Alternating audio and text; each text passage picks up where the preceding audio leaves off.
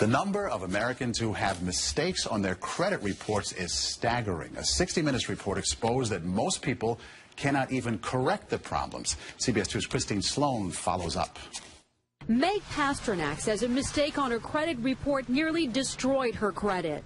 We had to present so much documentation to say this wasn't ours, and then we still had to pay something to get rid of it. Pasternak says it took months to resolve the problem. You feel kind of helpless because they got you under the gun if you need to get a new car or a house or for anything. Pasternak is not alone in her frustration. A new government study finds up to 40 million Americans have mistakes on their credit reports. But an investigation by Steve Croft on 60 Minutes finds most people get nowhere trying to correct an error. Ohio's Attorney General tells Croft that is a clear violation of a federal law. The federal law says that if you believe that there is a mistake, you can go to them and they have an obligation to do a reasonable investigation.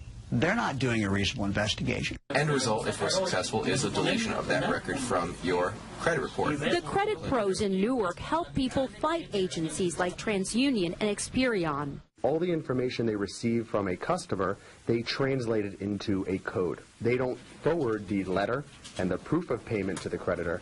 They just forward the 3-digit code. So the best way to protect yourself? Go directly to the creditor rather than going to the credit bureau themselves. Another good habit to get into, check your credit report periodically to make sure there are no changes. In Clark, New Jersey, Christine Sloan, CBS 2 News. And like 60 Minutes, we were unable to get an actual person at the 3 credit reporting agencies. 60 Minutes was referred to the spokesperson for the agencies, who provided a statement citing an industry-sponsored survey that showed 95